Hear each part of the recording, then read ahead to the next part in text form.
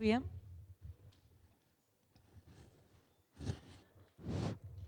Yeah. I'm delighted to welcome my close friend Mihir Shah to ICTS today and also to introduce him to all of you.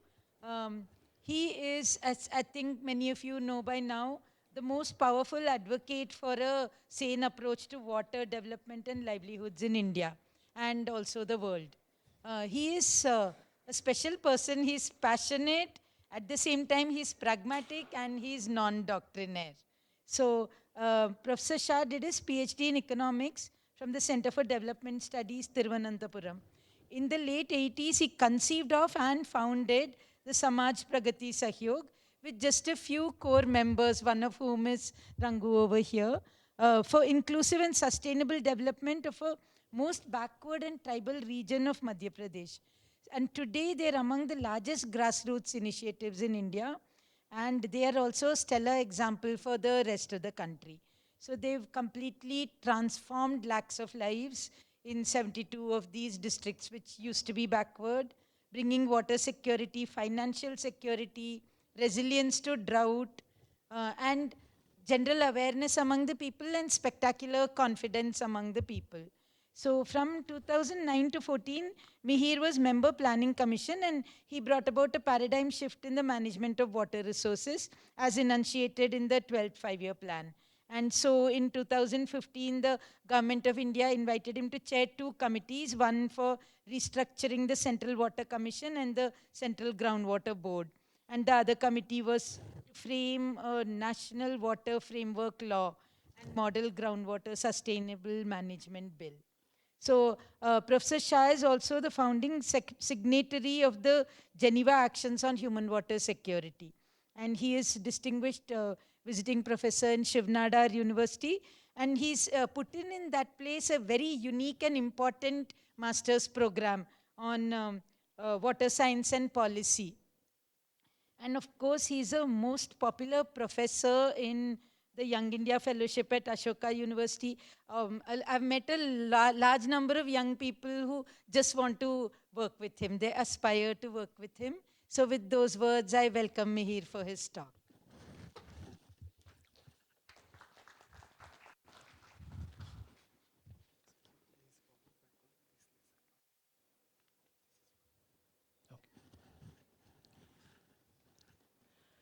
Uh, Thank you, Rama, for that introduction. I don't think I deserve most of what you said, but it's a great honor and privilege to be here at one of the centers of excellence in science that this country is proud of.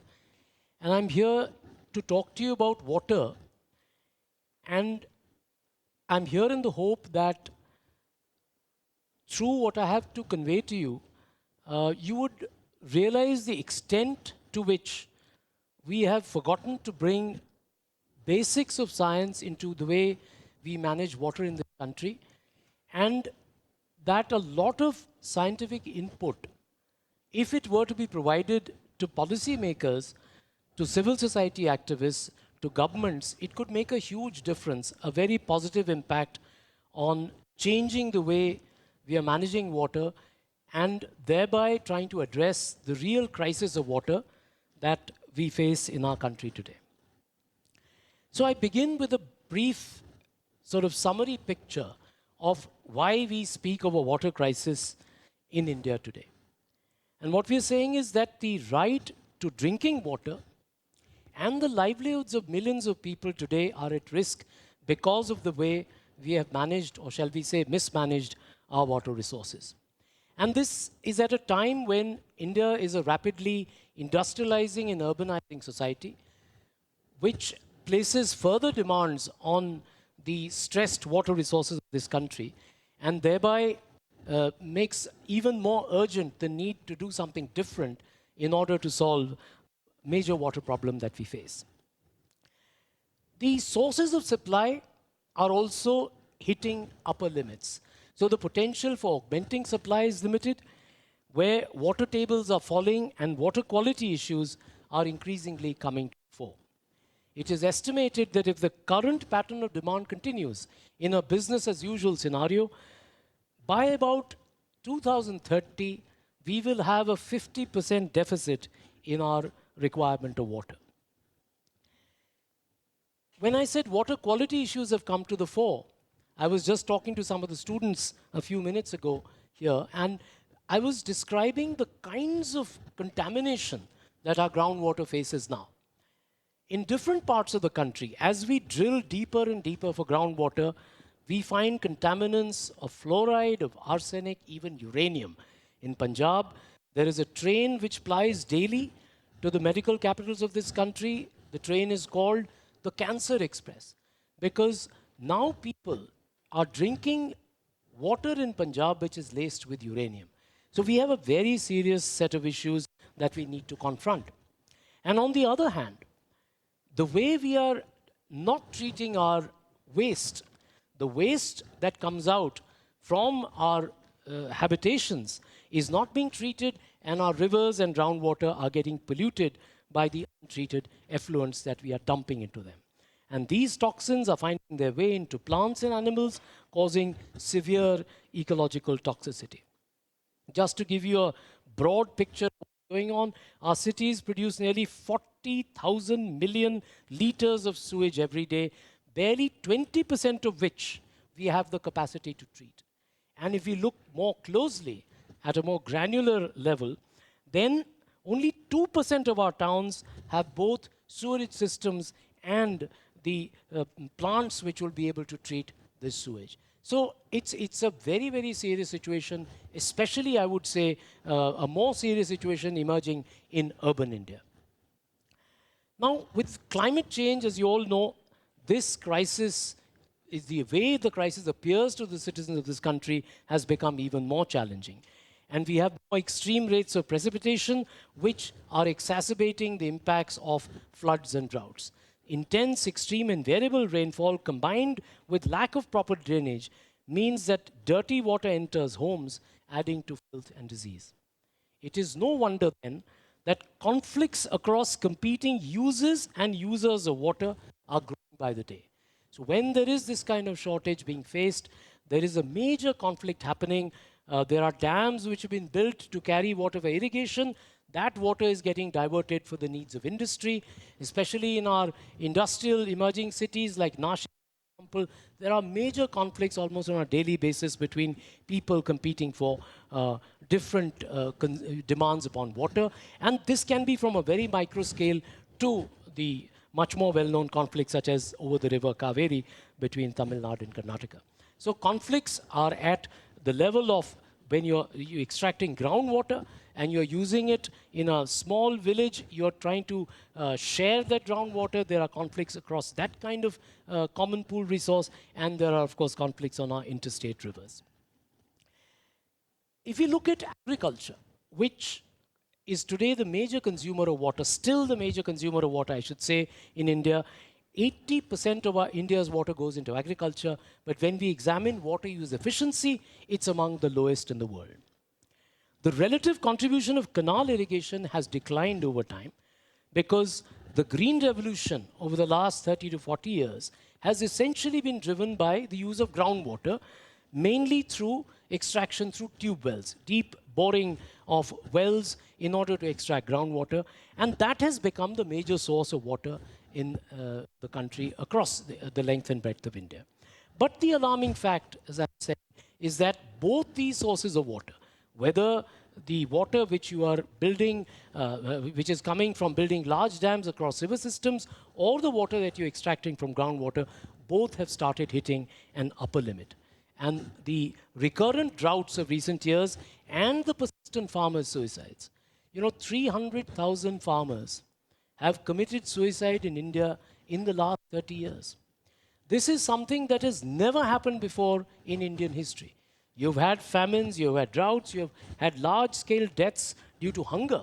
But farmers actually committing suicide because of the situation that farming faces is something that has never happened. And if even now we don't focus our attention on why this is happening, where the problems really lie, I think the situation is just spiraling out of hand. So having given you a very synoptic, brief picture of what the crisis is about, I'm now going to try and answer why we have reached this point And having explained that in some detail, we will try and also see what solutions can be offered to actually change the way we are managing water in our country. I'm addressing all of you, so I'm pitching my argument in a different way. I would not necessarily speak to policymakers when I'm urging them to make a paradigm shift in water exactly in these terms.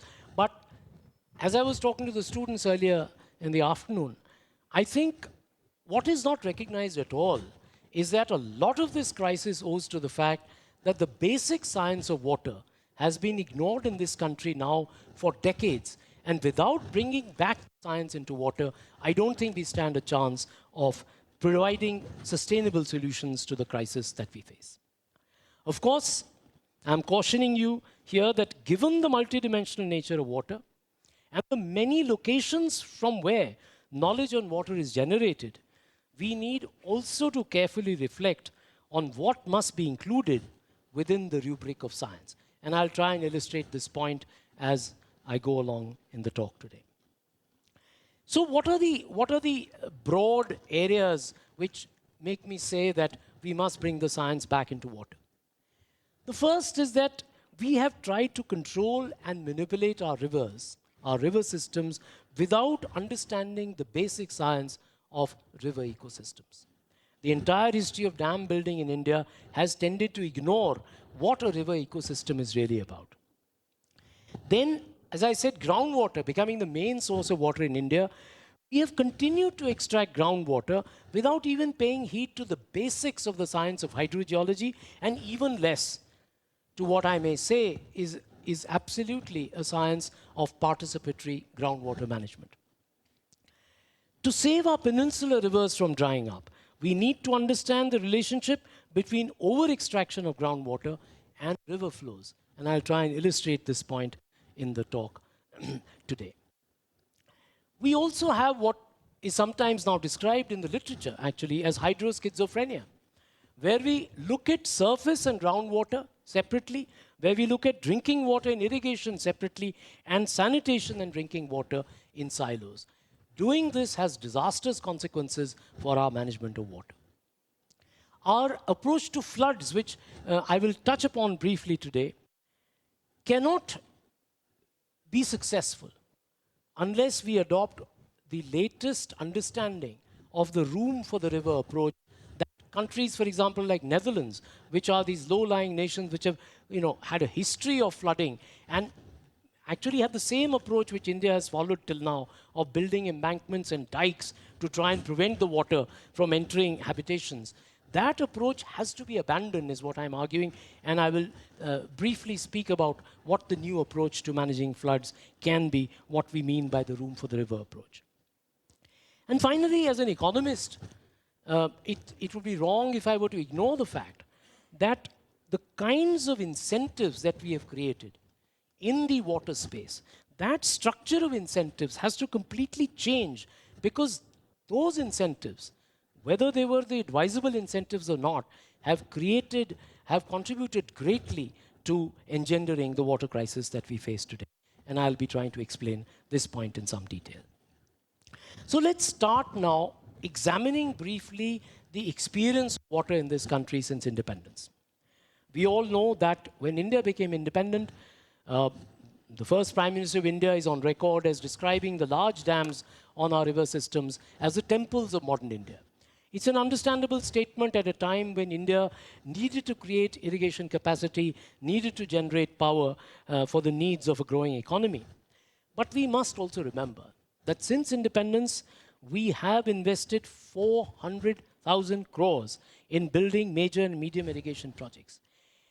But what is tragic is that although this, of course, led to the displacement of very large numbers of people, it created unthinkable environmental damage.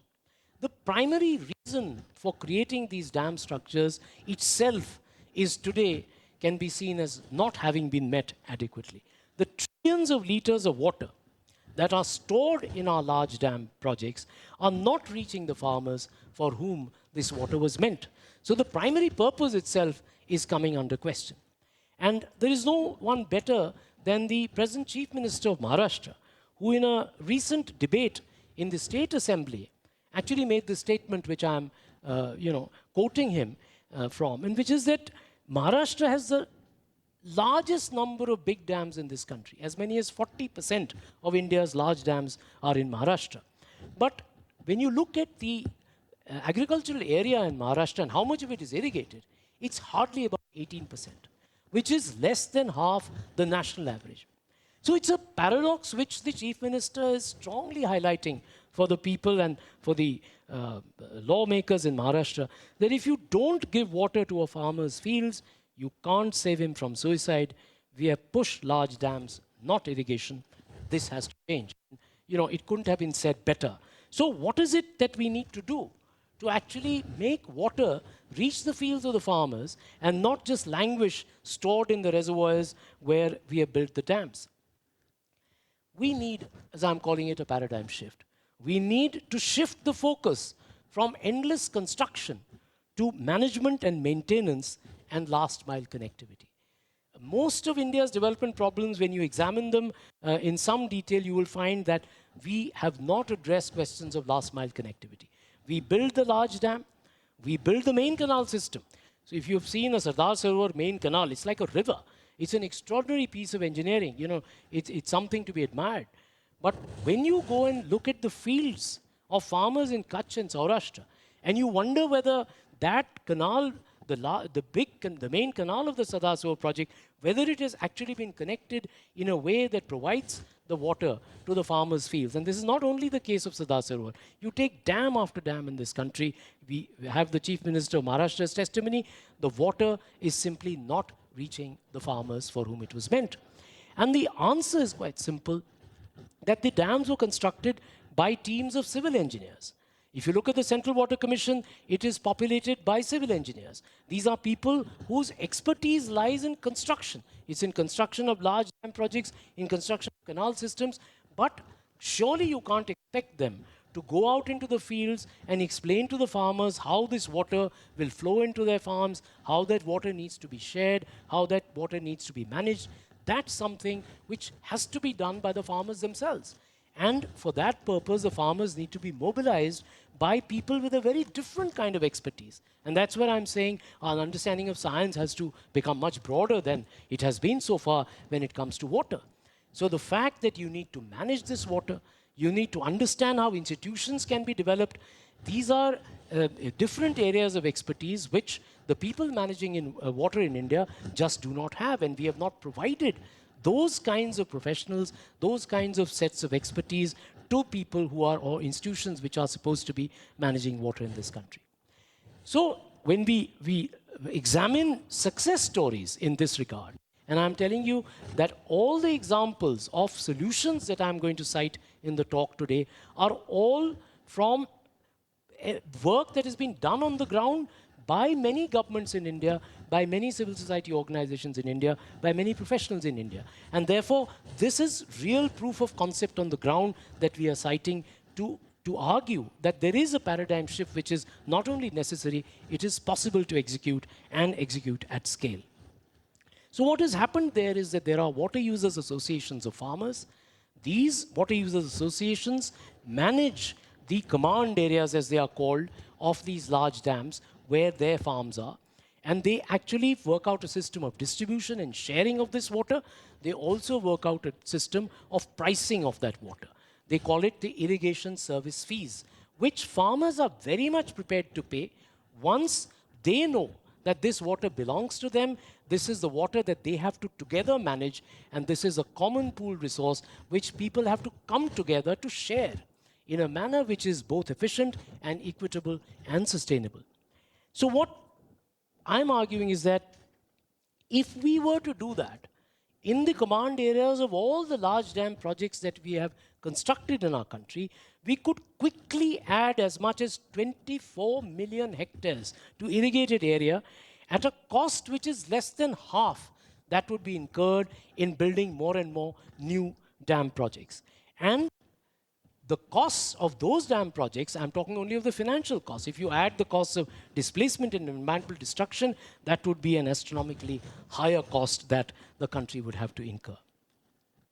Just a quick glance As I said, the evidence comes from across the world, but more importantly, it comes from different locations within India.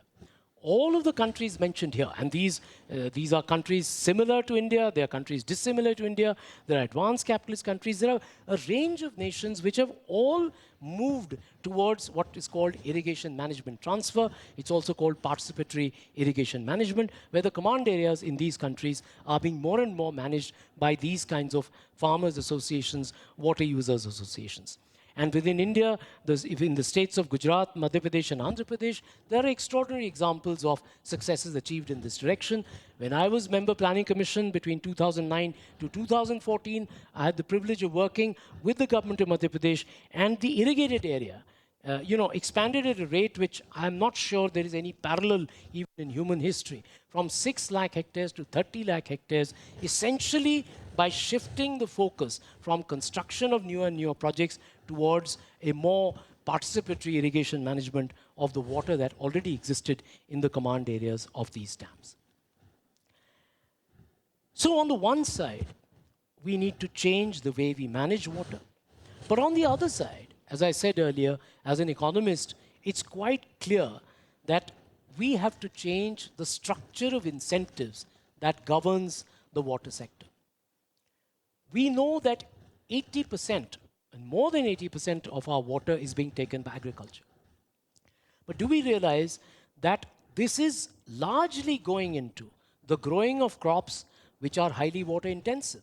Just to give you some very striking evidence, which sometimes we don't realize is the case, paddy itself takes up 1/3 of India's total water. I'm not talking of irrigated water, okay? I'm talking of the total water resources available to India. 1/3 of that goes in the cultivation of paddy. When you take Maharashtra as a case, and people are aware that sugarcane is an issue, but I'm not sure how many people realize how stark the inequity that is caused by growing sugarcane. With just 4% of Maharashtra's cropped area, sugarcane takes away 65% of its irrigation water. How are you going to solve India's water problem if the cropping pattern continues to be moving in this direction? But then we have to realize, how will this change if you keep giving moralizing lectures to the farmers, even scientific lectures if you like? You tell them, look, this is causing a major water crisis, you can see it for yourself, etc., etc. You can convince people that they are running out of water.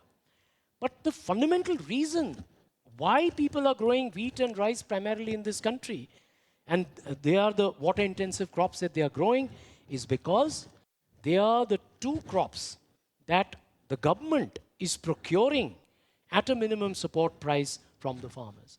We must realize that with the procurement operations that we undertake, the vast majority of these operations only cover wheat and rice. So we are incentivizing farmers to grow crops which are water intensive, and we are providing the incentive to continue to do so. Because we may announce minimum support prices. We announce minimum support prices for a large number of crops. But if we don't walk the talk, so to speak, if we don't back up those prices with actual procurement, people are not going to realize the prices that on paper exist for those crops. And therefore, they will continue to grow the crops which are at least has the potential of being procured from them at a minimum support price. So what I'm trying very hard to do is to convince policymakers to actually shift the procurement operations towards the crops which are much more suited to large parts of rain-fed India, the millets and pulses, which were the traditional crops that farmers were growing and which were the traditional food that all of us were eating, say, about 40 years ago. I mean, people were not primarily eating wheat and rice at that time. But the question then arises that if you're going to procure these crops, what is going to happen to them? What is the government going to do with that? If they start creating a buffer stock of millets and pulses, what will we do with that? And the simple answer to that is that if we were to make millets and pulses the basic staple that we provide in the largest nutrition programs for children that we have, which are the largest such programs in the world, the ICDS program for preschool children and the midday meal program for school children, then we could create such a huge demand for these crops that procuring them through the public procurement system would make eminent economic sense. And we could also, of course, introduce them into the public distribution system. I must say that we are, I think, making some small headway in this direction, with both Karnataka and Orissa actually having announced that they are doing this, even though it's in baby steps at this stage. I'm very optimistic that this movement will, gather momentum as people realize that this is the way forward, because this is the way forward not only for water security, it's also the way forward for preventing farmers' suicides, if I may say so. Because if you look at the costs of cultivation of chemical agriculture, which is what we are doing when we are growing wheat and rice, the kinds of input costs which have grown astronomically since the early days of the Green Revolution. If we just cast our minds back to the early days of the Green Revolution and the application of chemical fertilizers to the soil, the yield response, as economists call it, would be dramatically high. But these curves, the curves which describe the relationship between inputs and outputs in agriculture, are now beginning to flatten out, or the slope is actually, downward sloping. So what's happening is that the soil's capacity to absorb these chemical inputs is going down, or rather the yield response, that is, if you have to engender the same yield response, the inputs that you need to provide are proportionately much higher. And that is increasing correspondingly the cost of farming. So as you keep pumping your pesticides into the plant ecosystem, the pests are becoming pesticide resistant. So for the same impact on pests, you have to use far more pesticides than you were doing earlier. So this entire chemical intensive farming system is today at the heart of the crisis that India's farmers face. And if you look at the kind of portraits of the farmers who are committing suicide, they are not the poorest farmers. They are not necessarily the rain-fed farmers. They are the farmers who are growing crops which require very high chemical inputs, and who are really the Green Revolution farmers who are caught in this bind where they do not have anywhere to go, because these are the crops which are incentivized to be grown by the government, and these are the crops that they grow, and the cost of cultivation of those crops has become so high that it is making farming completely unviable. So it's water security, it's livelihood security, and of course, it is consumer health. So it's a huge win-win that we are doing if we shift the cropping pattern of this country, at least in the areas where it must shift towards less water-intensive crops, towards the millets and pulses, because they are far more nutritious as food to eat than the kind of food our children are eating today. Of course, a lot of effort has to be put in to attract children towards things that they don't even know, they've never eaten. And so, organizations like mine, we organize these Jawar festivals where we have dietitians, nutritionists. They are coming together to actually, devise very interesting recipes. And children come to these festivals, and we also see the feedback from the children to sort of perfect our recipes before we can scale them into the midday meal programs and the ICDS programs of the government. So I think there is a lot that can be done. I'm sure this movement will gather momentum as the pressure from the ground increases. But without this paradigm shift, I don't think we will be able to solve the problem of water in this country. Yes. Sorry? Yes? Yes.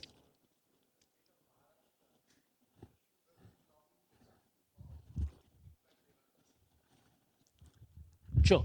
So, that's the question. In a democracy, who is going to run governments is the question the people are asking today, okay?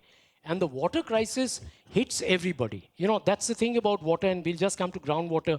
It's a very democratic, it's something which flattens out differences in society, because when groundwater runs out, even the richest farmer is as badly affected as somebody who is poorer.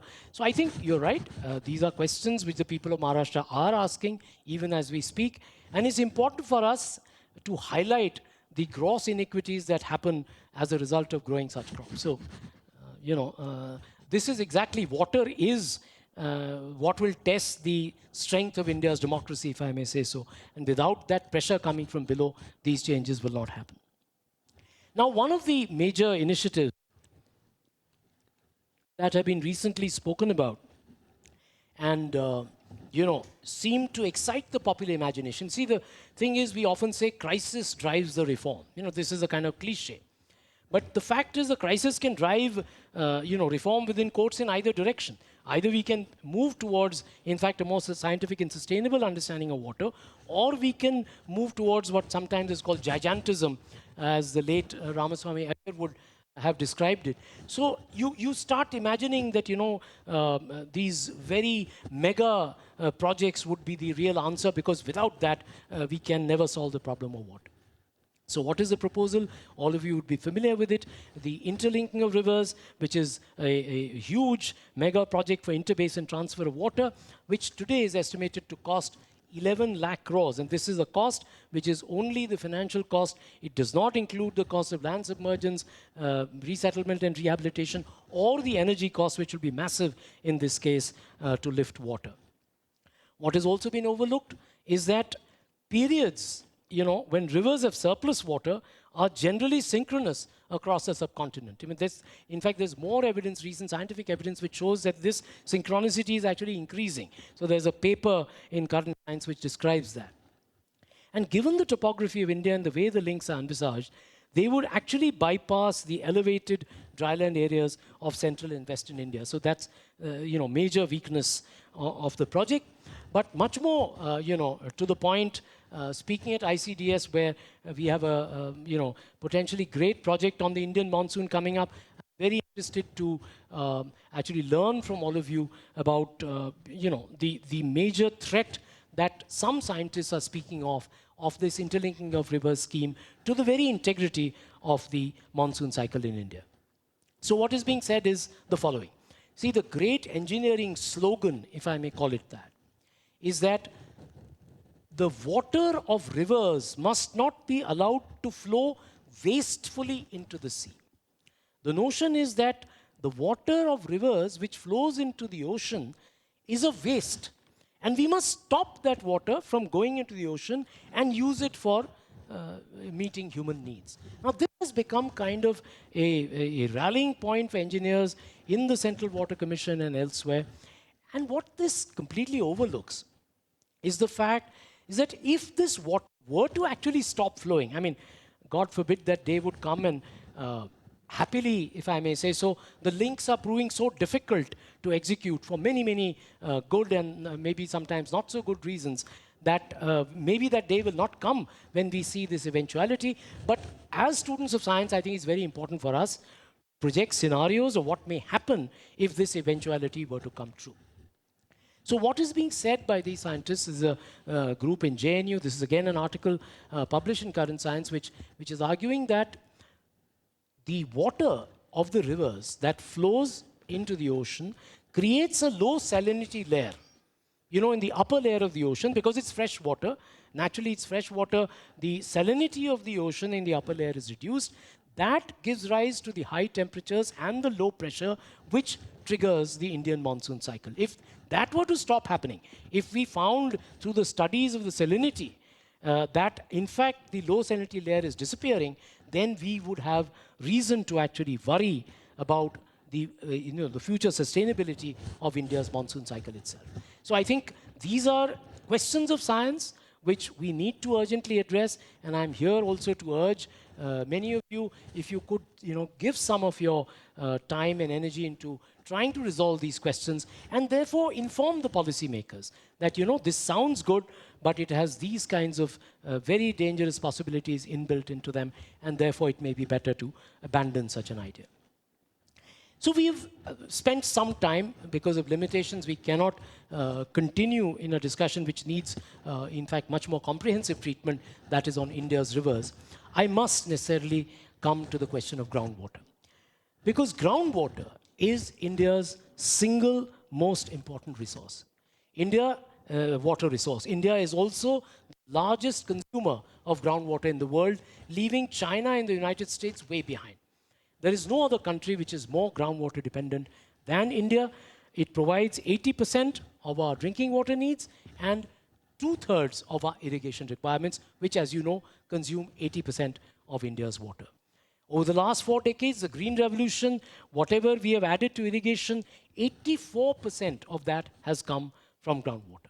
So it is the foundation of India's food security, but it is still a blind spot in our planning for water in India. In fact, in philosophical terms, we could describe the problem as a vicious infinite regress. What was once a solution to a problem of water, which is tube well irrigation, today is becoming more and more a cause of the problem itself. And I'll just explain this through some animation, which I'll be happy to present to you. So instead of solving a problem, the deep drilling for groundwater in India's aquifers is actually creating a deeper crisis of groundwater, to the extent that the latest evidence shows that 60% of India's districts either suffer from falling water tables or very serious water quality issues, which I spoke about earlier. So the challenge really is, I sometimes express it by saying we must not kill the goose that lays the golden egg. The idea is not to take an extreme environmentalist position and to say we must stop using groundwater. What we have to do is to make the use of groundwater sustainable so that that's a resource which continues to be of use to our farmers and even to urban consumers, but in a way that does not exhaust the resource itself. And that's the kind of challenge that we have to find a solution to. So here again, I'm saying bring in the science. So what does that mean? For the first, we have to recognize that the rocks that underlie India's land surface have different kinds of characteristics. We have 2/3 of India's land mass underlying, which in popular terms are called by hard rock formations. Hard rock formations are those which have low rates of natural groundwater recharge. So when rain falls on those surfaces, it takes a long time to get collected below the ground in the aquifer. And we must also recognize that groundwater is a common pool resource. So what that means, I will just explain. But what we are doing today is that it is individuals who are extracting groundwater in a way as if there was no tomorrow. And the law also supports them in doing that. The legal position on groundwater in India is that whoever owns the plot of land has unlimited access to groundwater below the land, without any kind of restriction on the use that you can make of that groundwater. And one of the major reasons why more and more of our rivers are drying up is the fact that we are over-extracting groundwater because the post-monsoon flows in our rivers actually come from groundwater. And I'll just illustrate that with some animation. And the same thing happens in the mountainous regions where the depletion of spring flows is also impacting river flows downstream. So the drying, blocking of groundwater base flows has dried up so many of our smaller and some of our major rivers in India. So I'm first going to illustrate to you how competitive extraction of groundwater actually leads to its exhaustion, a complete mining or depletion of the water in the aquifer.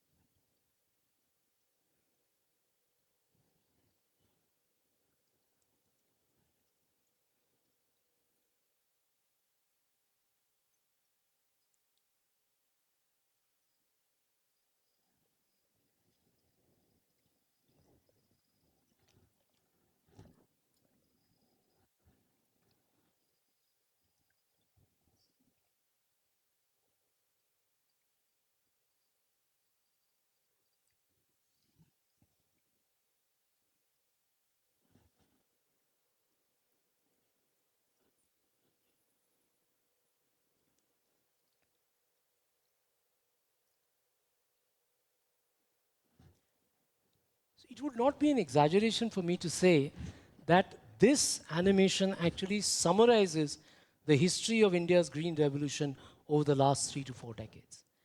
And as I was saying in response to the question earlier, the richest farmer who thought finally he's, outcompeted all his other codependent farmers on the same aquifer, finally his water is also going to get exhausted because there is no way in which we can manage a common pool resource based on endless individual competitive extraction of groundwater. And I think this is a fundamental lesson which the science of hydrogeology teaches us. There's nothing, there's no rocket science involved here, but we never paid attention to this. We did not recognize the nature of our aquifers. We continued to incentivize, mindless extraction of groundwater to the extent now we can almost speak of mining of this resource, just like you do coal mining. This water in some of our hard rock regions took thousands of years to accumulate in the aquifers. And in the last 30 years, we have just cleaned it out. And this is why I say this is a man-made crisis of water. This is something we have engendered. It's not something which was inevitable, but the way we have managed water without looking at the basic science has led to these consequences. Now, there's another animation which will illustrate to you how the drying up of India's rivers is also a consequence of the way we have extracted groundwater without thinking of tomorrow.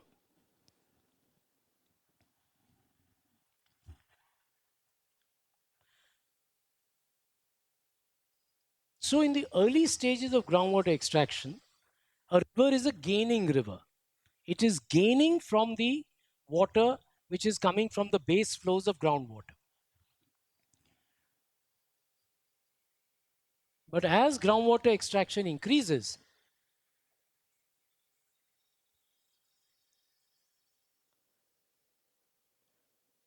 the river becomes a losing river. As the water, it's a simple thing of water finding its own level. The water in the river is now going back into the aquifer, and soon both the river and the aquifers have been mined and we are cleaned out of water. This is happening in river after river in India and in patches of major rivers in this country as well. So, to illustrate the example of the Godavari, India's second largest river, the site of the Holy Kumbh, and this picture is from the Ram Kund, which is the most important site for the holy dip, taken in 2016 at Nashik. And you can see what kind of dip people would have to be taking if this is what the state of the Godavari is. So a few miles upstream from the Ram Kund is the Kushavart in Triambakeshwar, and it only holds stagnant water that stinks, and tankers are used to fill it. Now, what we have in our country is also, because we are trying to, we are interested in beautifying our river system. So we have a notion of beautification.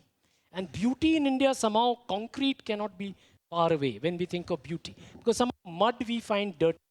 We feel, people will be able to wash their things and have a nice bath, etc. So we have been pouring concrete along river beds, in the river systems.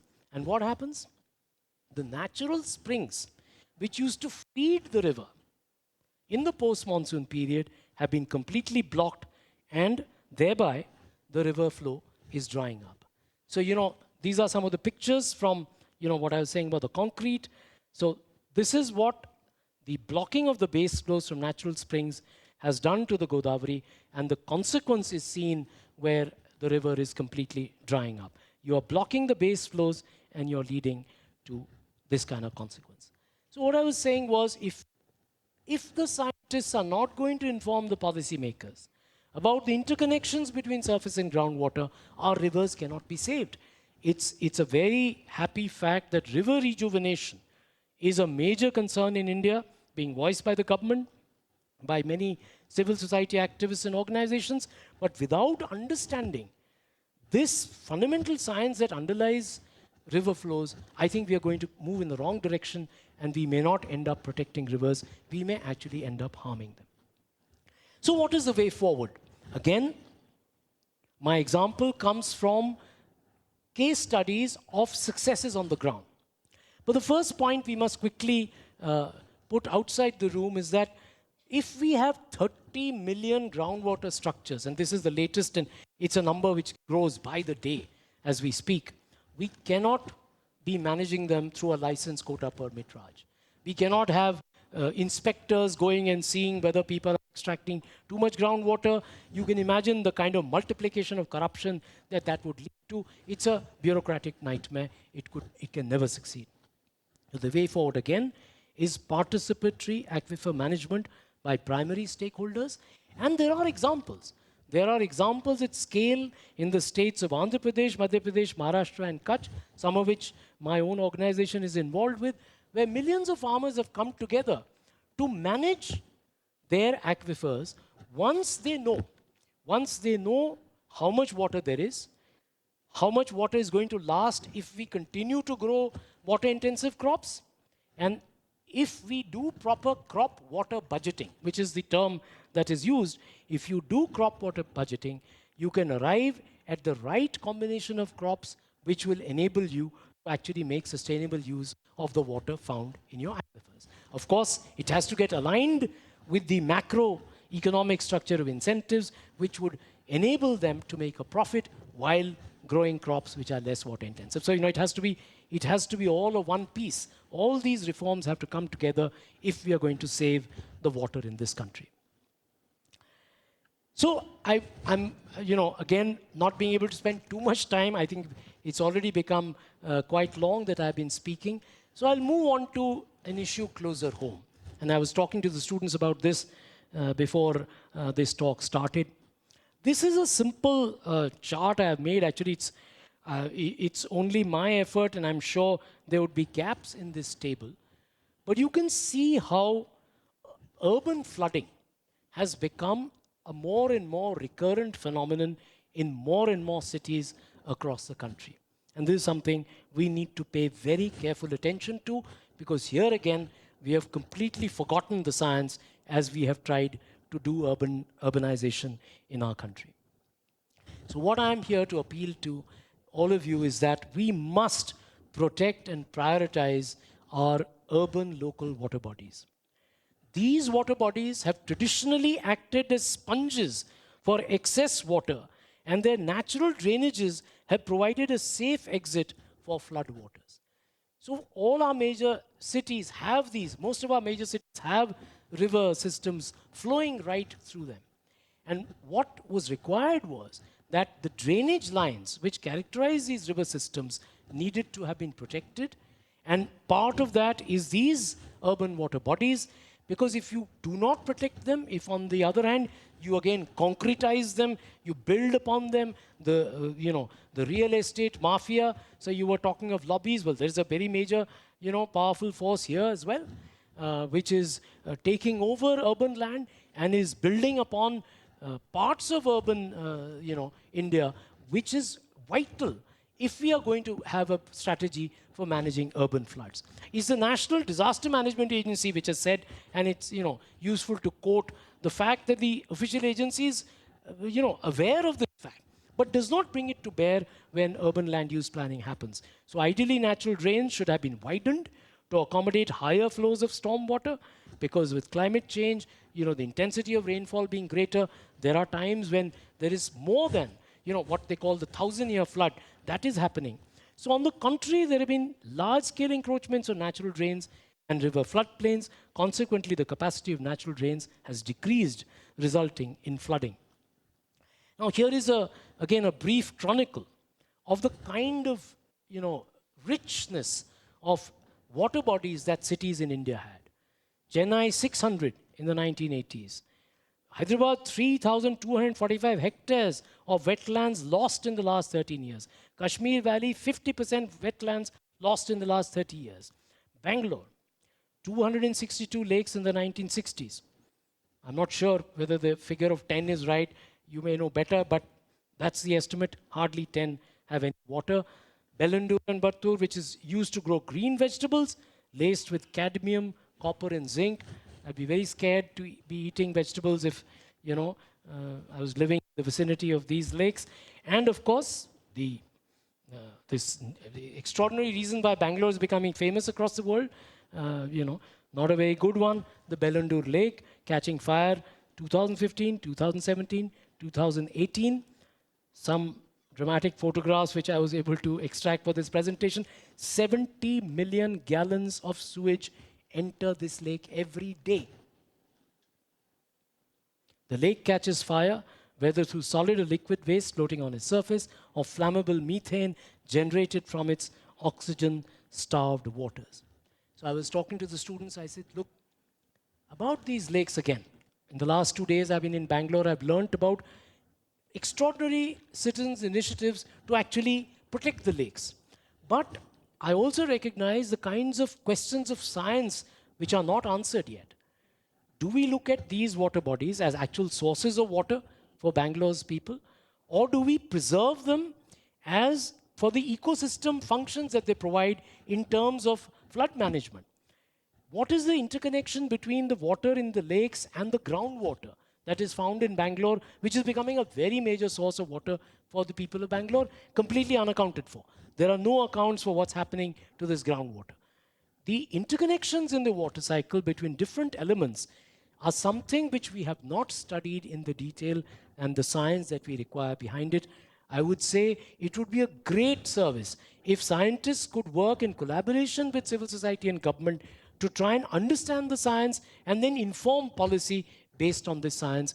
And, you know, it just happens that I've been asked by the government of Karnataka to actually draft a new water policy for the state. And that's why I'm being engaged in these discussions. And we want to have a clear statement in the water policy about the importance of these local water bodies in urban Karnataka and the need to preserve them, to protect them. But I'm saying it's also very important in that context that we understand the science much better than we do today. So to the final part of my talk today, I now want to draw your attention to a different kind of science, the science of institutions. Because we have an extraordinary fact about water governance in India. Water remains the most unreformed sector. You know, reform is the buzzword, at least for the last nearly 30 years in this country. But the word does not seem to apply to water as it should. The Central Water Commission was actually set up by Baba Saheb Ambedkar. You know, now, having covered this fact recently, the CWC has major celebrations around this fact. But what is more extraordinary is that since 1945, this is one institution which continues to function completely unreformed, with the same understanding of water that we had at the time of independence, without a recognition of the change in the objective conditions on the ground or a recognition of our growing demands that the economy and society places on water and the much more sophisticated understanding of water that we now have. The Central Groundwater Board was set up to actually support the Green Revolution, which happened in the 70s and 80s, and its primary function was to facilitate the extraction, the more and more extraction of groundwater to enable people to get the water that they required to undertake the Green Revolution package of farming. But as I argued earlier, groundwater in India today faces a completely different reality, where we have a major crisis of both falling water tables and water quality in this country. So the mandate of the CWC and CGWB has not changed from the time when they were supposed to provide more and more water for the people of this country. That was a major need, and I think they did provide a very important service, which must be acknowledged. But what we also need to recognize is that because they are still stuck to the same mandate, the human resources that populate these bodies, the CWC has primarily civil engineers. So I was asked, as Rama was saying, by the Government of India in 2015 to actually study what has happened to the CWC, how they need to be restructured, the CGWB.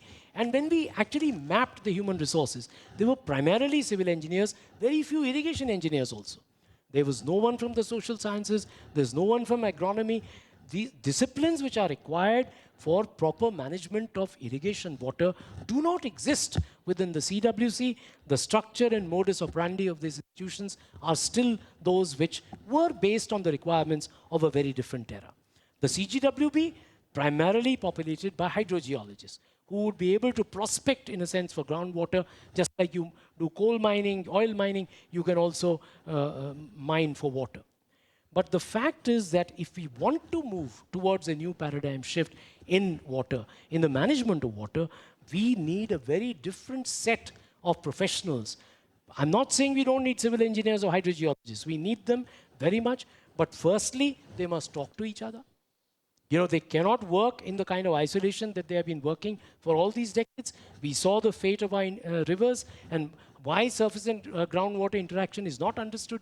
Without that happening, and without other professionals coming in from other disciplines which are crucial for effective water management, and this happening at every river basin level. We have the Kaveri dispute, which excites our imagination.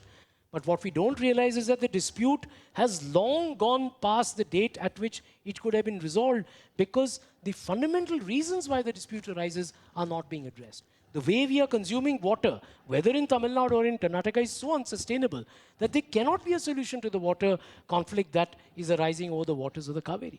Unless we understand every river basin in the way that promotes sustainable water use, where we understand the interaction between surface and groundwater, we will continue to have water conflicts in every river basin of this country. So the multidisciplinarity of water needs to be recognized. We need social sciences and management for participatory surface and groundwater management. We need agronomy for crop water budgeting and water use efficiency.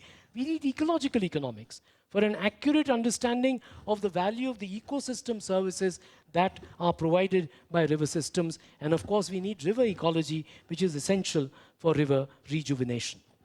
So what in this report, which I presented to the government in 2016, the major recommendation we made is that we need to integrate the Central Water Commission and the Central Groundwater Board to form what we can call the National Water Commission as the apex facilitation body for water policy, data and governance. And it should include specialists from different disciplines: hydrology, hydrogeology, hydrometeorology, river ecology, ecological economics, agronomy, and participatory planning and management. And the point is, they must get out of the city of New Delhi. That's not where water happens in India. They have to operate at every river basin level. And the more important point is that water cannot be managed by the government as part of the National Water Commission alone. It has to involve partnerships with other stakeholders, whether they are scientific institutions like the center where we are gathered today, or civil society organizations which are working at the grassroots. Without enduring partnerships, what happens today is the government requires some scientific understanding. They give you a project, you are there for the project duration, and then it's goodbye and good night. What we need actually are enduring partnerships where the National Water Commission includes all these institutions which have been recognized for their potential or actual contribution on water, and we all work together to manage the water resources of this country in the manner in which we need to do going forward. Apart from the institutional reform, we also are in urgent need for a change in the legal regime governing water. As you all know, water is a state subject under the Indian Constitution. But over the years, actually periodically, there's always a clamor whenever, say, Kaveri dispute breaks out or many other kinds of issues come to the fore. There's a clamor for nationalization or centralization of water. My argument would be exactly in the opposite direction. That actually we need to bring water closer to the people, closer to the context where the conflicts are arising, where the problems are arising. This is called the principle of subsidiarity, which is finding the solution to a problem closest to where the problem exists. But it is also true that this must happen on the basis of at least a broad, overarching framework of approaches, directions, and principles, allowing for flexibility, of course, which is context-specific, but we do need something like this. And therefore, there is a draft which is now in the public domain for discussion of a national water framework law, which builds on recent legal pronouncements of the Supreme Court, which actually enables us to go beyond British common law. You know, we still in India, as far as groundwater in particular is concerned, are ruled by a law from the British period, which states, as I said earlier, that whoever owns the land has endless, unlimited access to the water below that land. So long as we continue with that legal framework, we will not be able to actually move forward in the direction of the paradigm shift that we are talking about. The Supreme Court has already adjudicated in several of these cases. It is speaking of what it calls a public trust doctrine, where government at the most local level, the Gram Panchayat and the Gram Sabha, would be the trustees of water in the public interest. So it is for them to adjudicate about what is a reasonable use of water if there is evidence that the extraction of groundwater by a particular individual or entity is adversely impacting the right to water for life, which we have defined in this law, then that can be, there can be legal action taken against such a use of water. So we need to reconcile the legal reform, the institutional reform, the deeper scientific understanding of water, and action on the ground in the direction of a paradigm shift if we really want to solve the water problems facing this country. The good news is that this is already happening on the ground. Unfortunately, they still remain what I sometimes call oases of excellence. You know, there are these oases, there are these islands where work is happening. The real challenge for us is to scale this kind of reform so that it covers the length and breadth of India. And I'm sure that with a large network of partnerships, if we can construct that, we could move in the direction of moving India towards a water sustainable economy and society. Thank you very much.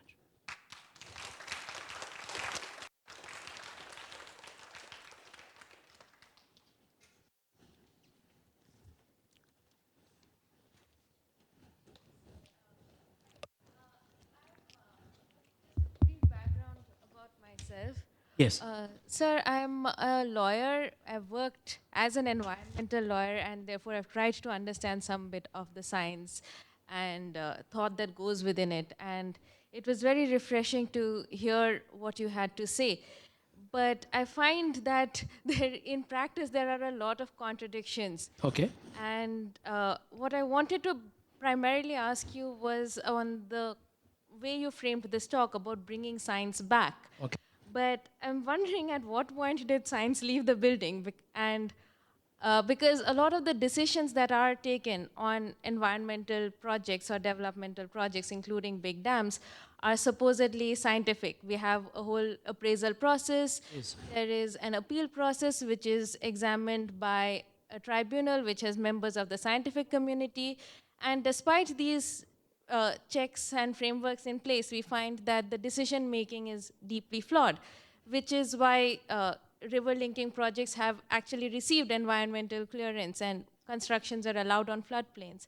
So I'm wondering what sort of information is this science based on, whether we do have information at all. Reading the Kaveri judgment was truly horrific because they have made assumptions about groundwater and consumptive use, which sound very shaky on its scientific basis. So what sort of information informs the policy and the judicial part of this? And what are the role of people who are not just within the scientific community who seem to agree on some things? Because in a small... So I'm getting a little lost. Let's try and isolate your questions clearly. So if I can just get a summary of the questions you're asking. Yes. So first, I think you're saying that it's puzzling to you that, I mean, it's not that what I have said about the science of water was not known, and yet it seemed to have been ignored when we went forward with a lot of decisions. So you're saying, why did that happen? Yes. Is that a question I can answer? Okay. And the Yeah, second so question... let's finish with this. And, Sure. Because otherwise I'm a person with limited mental abilities, so I tend to lose track. So, look, you're absolutely right. You know, part of the answer I could give is sympathetic to the decision makers. You look at the imperatives of India at independence and the kinds of requirements this huge economy had. So, certain decisions were made because it was felt that it was very important to add to capacity.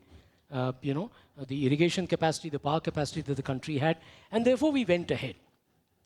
The question is, did we make mid-course corrections based on the understanding of the experience of these large dam projects?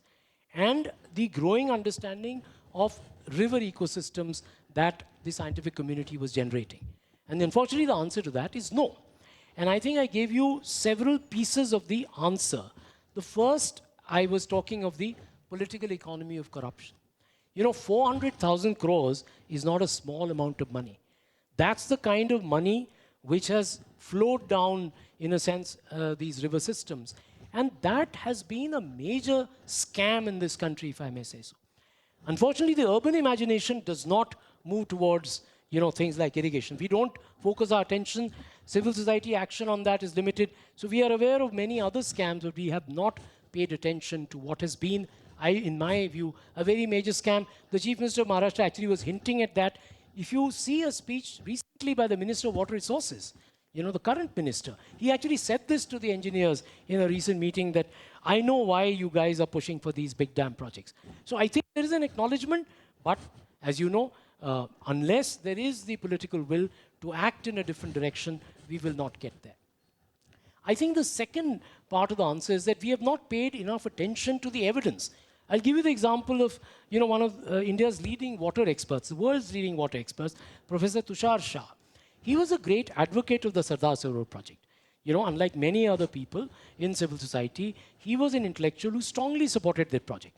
But after 10 years of the project having, you know, been executed, etc., Tushar actually went to study the command areas of Gujarat, to study what has happened, whether Saurashtra and Kutch farmers are getting Sardar Sarovar water. And he had a very dismal picture to paint, that the farmers in the upper reaches were growing bananas and sugarcane and water-intensive crops, which was not allowing the water of the dam to reach the people in whose name, you know, there was so much emotion about the Sardar Sarovar project. Being a Gujarati, I'm more familiar with the kind of sentiments the project generated because it was going to solve the problems of drought in Saurashtra and Kutch. I'm afraid that did not happen. And as I said earlier, it's not the Sardar Sarovar project alone. In the Planning Commission, we studied the history of all dam construction in India. And we found a yawning gap, a growing gap between the capacity that we are creating and the capacity that is utilized. You know, it's in government jargon is called irrigation potential created and irrigation potential utilized. And there is a growing gap because of the problem of last mile connectivity that I was focusing on. So I think if we were to just do that, as I said, 24 million hectares of irrigated area could be added at less than half the cost of which would be, you know, entailed in building new dam projects. Now again, this is a proposal right in front of the government of India. It's for them to execute it. It's government after government which has not done this, even though it is palpably available to them as the way forward. So, you know, the role of somebody who is studying water is to actually gather evidence, present the argument, and show a way forward. As I said, it's not that this is something only on paper. This is what has been done in the command areas, as I said, in Gujarat, in Madhya Pradesh, in Andhra Pradesh. In Andhra Pradesh, a loss-making irrigation department became a profit-making irrigation department because they executed the strategy of participatory irrigation management. People started paying for the irrigation service fees, the system started getting maintained better, and actually, you know, the system could recover the costs that it had given up as sunk at one point of time. So the proof of concept not only exists across the world, it exists in our country. It's just that we need to move in that direction at scale to make a big change happen. Groundwater. You know, in the early stages of the Green Revolution, when I had started studying this problem, I would go to the offices of the Central Groundwater Board and talk about an emerging groundwater crisis, and I was laughed out of the room. You have no idea what you're talking about. You know, we have a lot of groundwater, and estimates were virtually being fudged at that time in order to promote another political economy, that of the drillers and, you know, the people who would do the resistivity surveys, etc. So, but it is true today, there is a great recognition of a major groundwater crisis in India today. No one in the Central Groundwater Board will say this today to you. But what it requires is a leap of imagination as far as governments are concerned. You have to now start trusting people with the water that they use. You have to start imagining a situation where farmers will come together and manage their groundwater. As I said again, proof of concept exists on the ground. It exists again, as I said, in Andhra Pradesh, Madhya Pradesh, you know, even in Kutch, there are farmers who are doing this at scale. The point is, can we make this major step forward? The science is there, the evidence is there, the way forward is there. It's not good enough to blame governments for this, though. I think it's very important for all of us to speak up, to try and push governments to recognize that water is an issue on which we will either elect you or reject you. We have not reached that point in this country, and I think that's why the puzzle that you point to continues to prevail. Yes. What about the issue of collecting and harvesting water? Because India does receive a good amount of water, especially if you take the state of Kerala. I mean, I also hear that there can be droughts there, in a state in which there is so much water. So is there some... It's a great question you ask, because all my life I've spent actually in harvesting water, and in a sense I didn't talk about it in my talk. So it's just that I was trying to focus on certain areas which are not getting the kind of attention. But it's not just Kerala. It's almost every state of India which gets water, which needs to be urgently harvested where it falls, and it can prove adequate in most areas, except for some desert areas of Rajasthan, Gujarat, etc. We have enough water. And that's the contention I'm putting forward. You take a country like Israel, they're managing with much less water than we are. It's because we have not paid attention to the way we manage water, beginning from water harvesting to actually how we use the water. So crop water budgeting, as I said. I would say if there's a single most important change we need to bring about, it's in the cropping patterns. It's in the incentives we create for the crop that the farmers grow. If we can shift out of a rice and wheat water economy, we can actually release so much water for the real needs of this country. We are not doing that, and that is why we are in this state. Again, I'm putting forward a very practical proposition. I'm saying introduce it into the nutrition meals of children. You will have a demand for that grain, and you will have people, growing it, and the government has to procure it and make it available to these large programs. We have, therefore, a working proposition. It's not just a fanciful idea. It's a practical, doable idea which any policymaker should be able to respond to. But, change also happens slowly. Change happens as slowly as the people allow that change to happen. So it's the pace that we need to try and set, and we need to get together to try and make, governments act in the direction in which they must.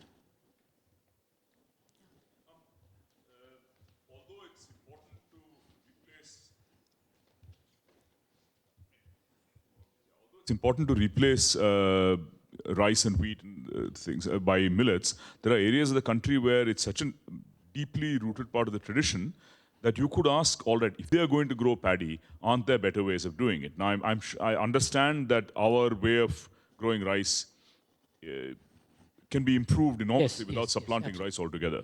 So the first thing is, I'm not saying replace. Okay, the word used is not replace anything by anything. You are actually supplementing, because rice and wheat will remain important parts of Indian diets, I think. But as you said, much more importantly, there are much better water-conserving ways of growing rice. These are, again, well-established practices. They include, what is called the system of rice intensification. SRI, as it's popularly known, is being practiced by thousands of farmers across this country, very successfully growing paddy with much less water. And of course, the technology of drip and sprinkler irrigation, which can be used for other crops such as vegetables, in horticulture. All of it is now well established on the ground. It's not that the case for them needs any further establishing. I mean, there are areas which I said that the science still needs to inform policy better. But there are many areas where it's very clear. And absolutely, that would be the way to go. Because we would grow paddy in Eastern India, for example, and we should, because that's where you have the water. But again, you can do it in a much more efficient manner. Hi. Is there a move at all towards decommissioning of dams? Because we do realize that a lot of the structures do not serve the purpose they were built for and are more impediments to restoring a river ecosystem. We haven't reached that stage yet.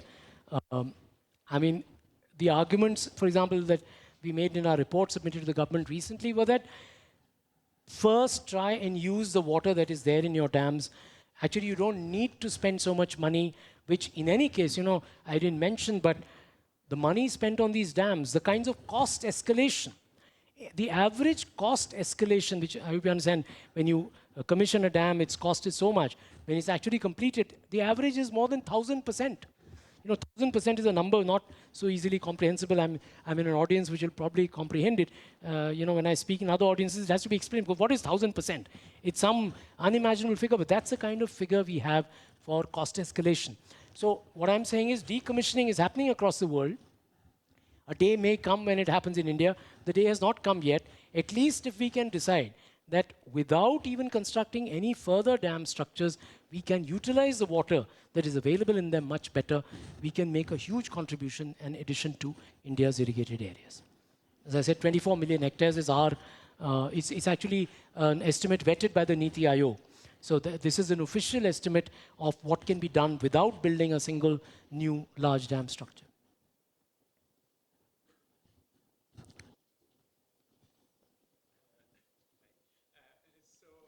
You mentioned about the science. I was just curious, what are the institutions currently where the science of water is at least addressed in a holistic way, in the way that you mentioned, with various ingredients from agronomy, from even social sciences and so on. And secondly, whether there are areas in the science which no institution right now is covering adequately, meaning I don't know, maybe it involves looking at satellite imagery and mapping out the groundwater. I mean, things like, I'm just saying something random. Oh, sure. But are there issues like this, scientific issues, which you think are very pressing, but are not being adequately addressed in the existing institutions? No, I think there are institutions working on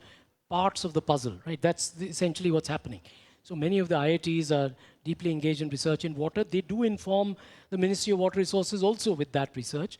And that's what I said, it's a relationship which needs to be made more enduring.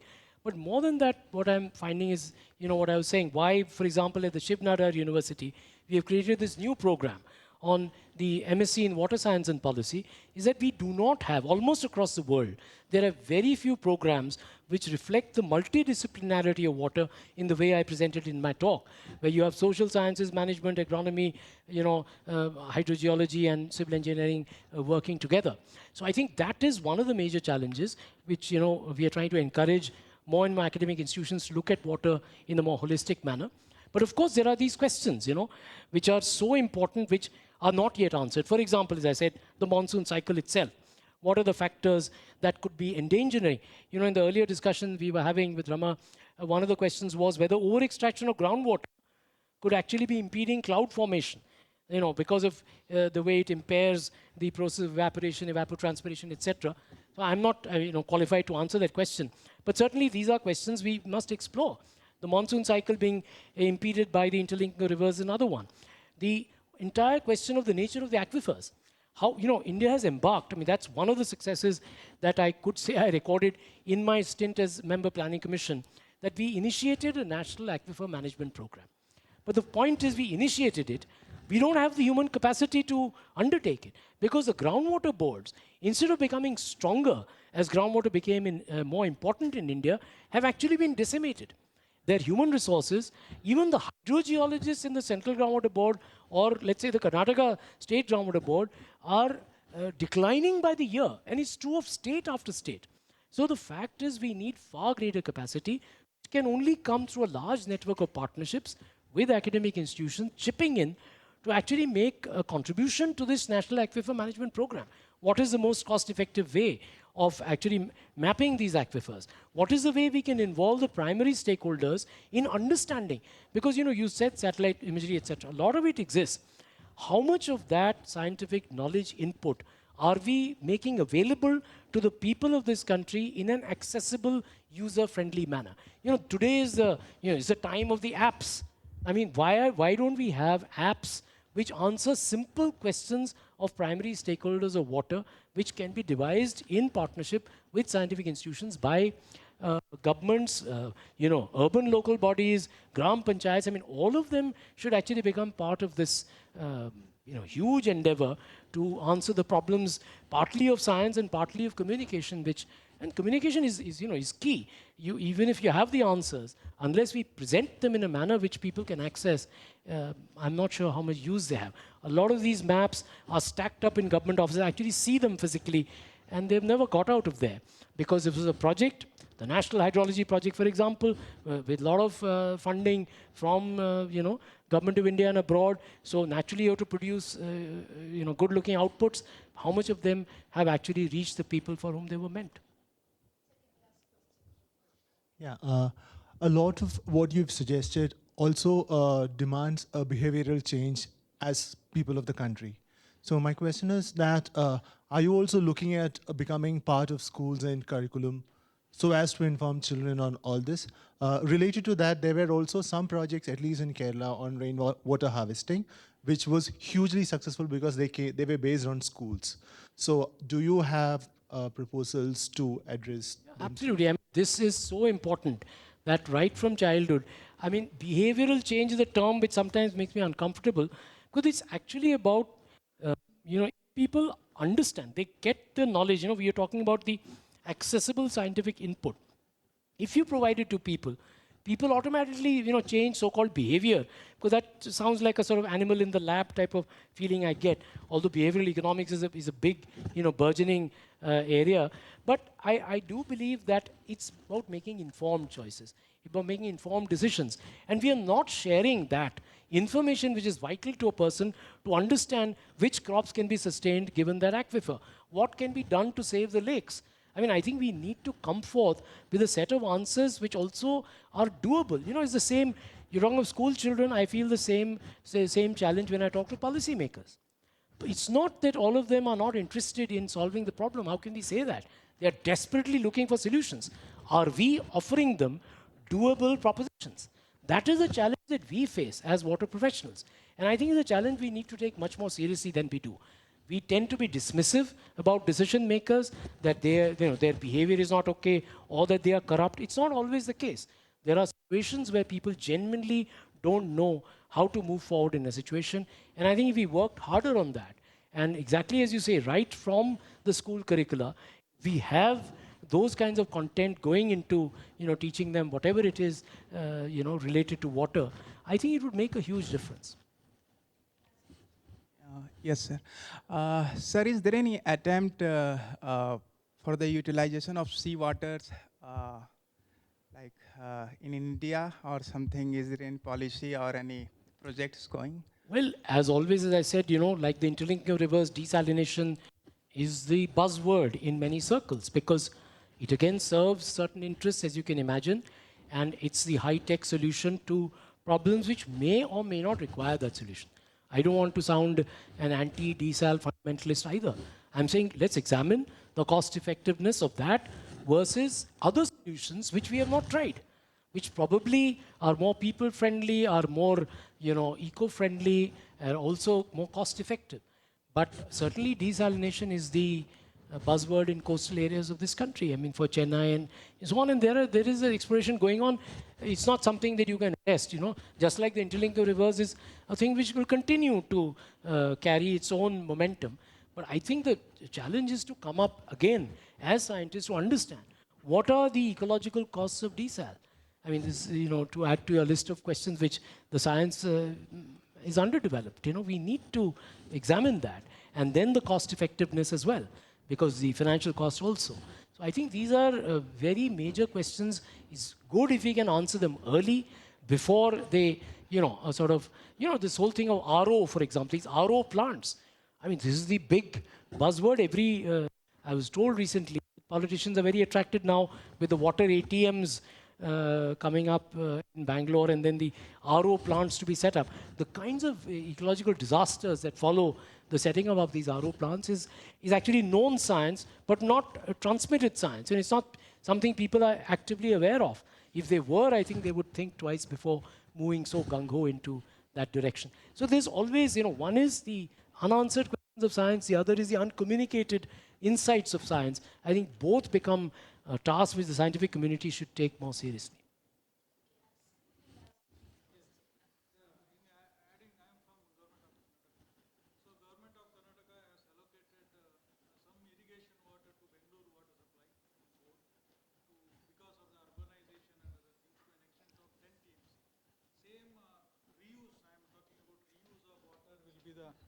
the better solution for future.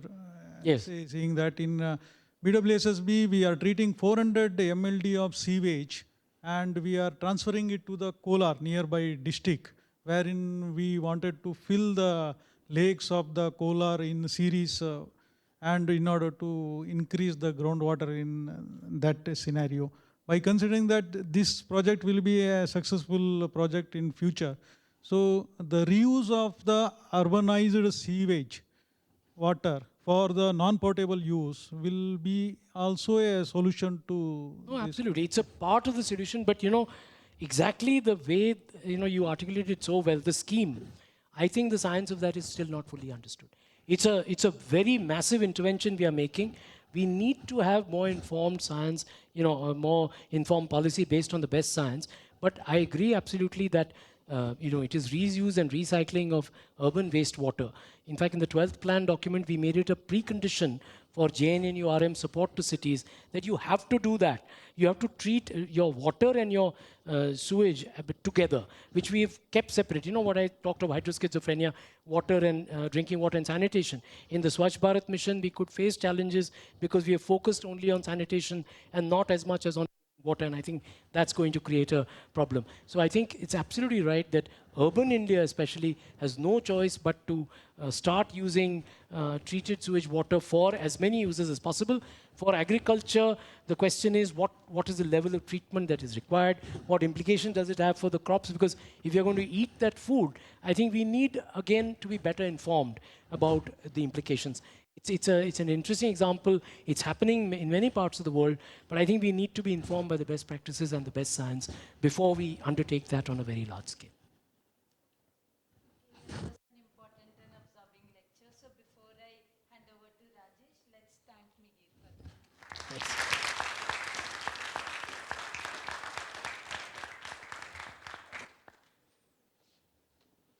So I'm sure all of you will agree it was a wonderfully eloquent talk. I myself learned so much from it. And so on behalf of ICTS, I'd like to just present a small memento. We're very glad you could spare the time and come by and tell us. And we hope, through our monsoon and other initiatives to be more engaged with the things you mentioned. Thank you so much.